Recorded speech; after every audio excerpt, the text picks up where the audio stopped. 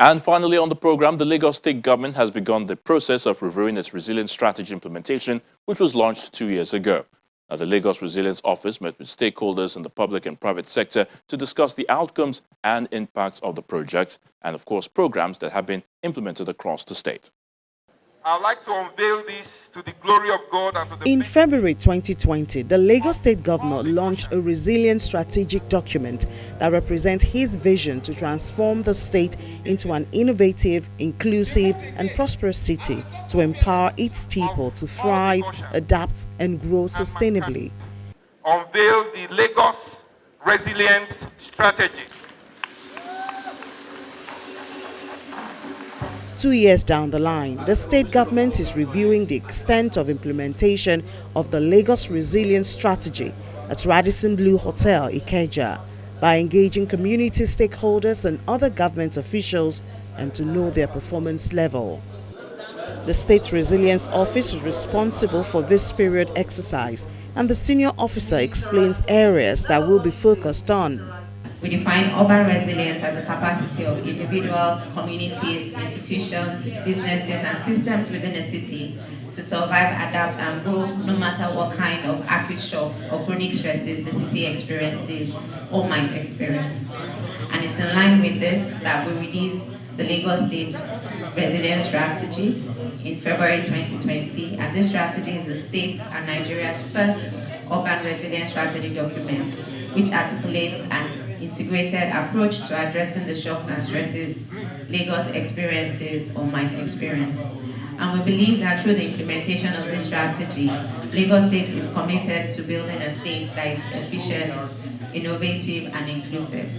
A state that survives, adapts, and grows sustainably in spite of its multifaceted challenges.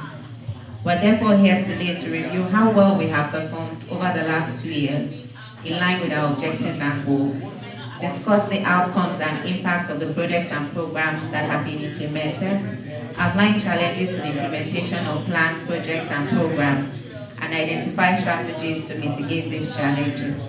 Other speakers highlight what the government has put in place to enhance teaching and learning as well as sustainable food sector. In education, when the pandemic happened, all schools were locked and people were not allowed to go to work. So that did not disturb us in education in Lagos.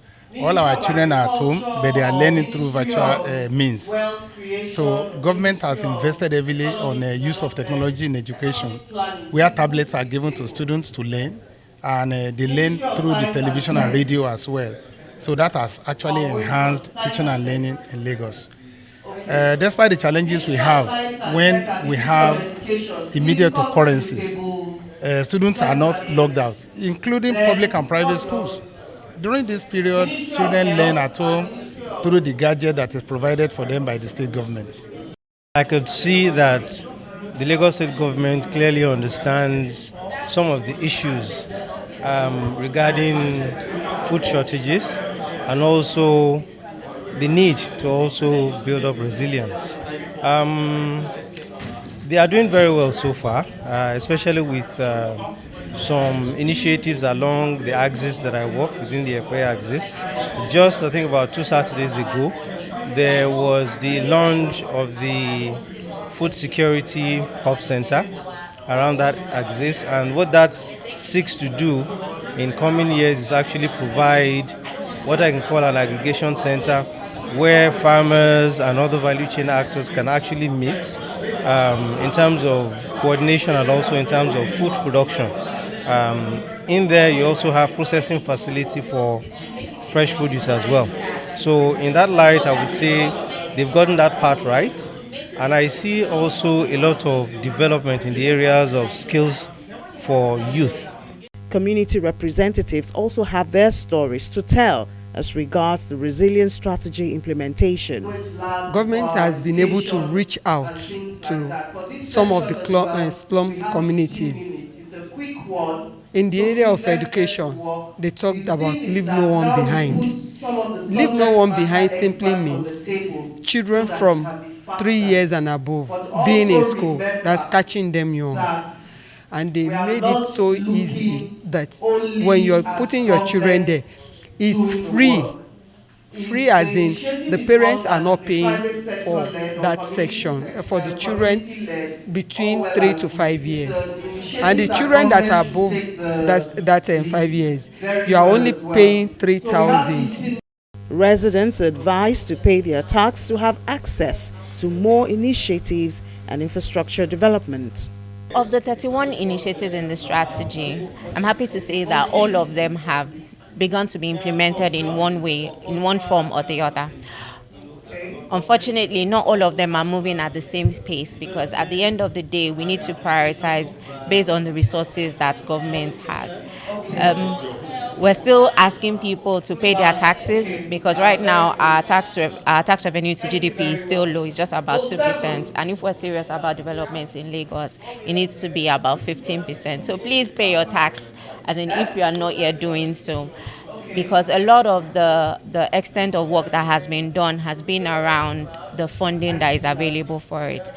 But needless to say, we're so open to different ways and innovative ways of implementing these initiatives, as we are aware that not all of it can be implemented by government. Many of them will still be implemented in collaboration with the private sector. So please reach out to us. I think we're willing and always looking for new ways to implement initiatives, and we're looking forward to partnerships on how to implement this major initiatives in the strategy. And you can look up these initiatives online. If you just type Lagos Resilience Strategy on Google, as in the strategy document is the first you will see, and we look forward to working with everyone in the near future. The 31 initiatives outlined in the Resilience Strategy document is already being actualized in the state in the area of traffic management, healthcare services, road construction, among others.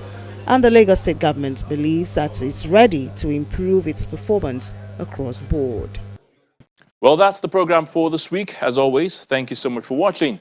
I'm Ayotunde Balogun. Until we come your way again next time, please stay safe. Bye for now.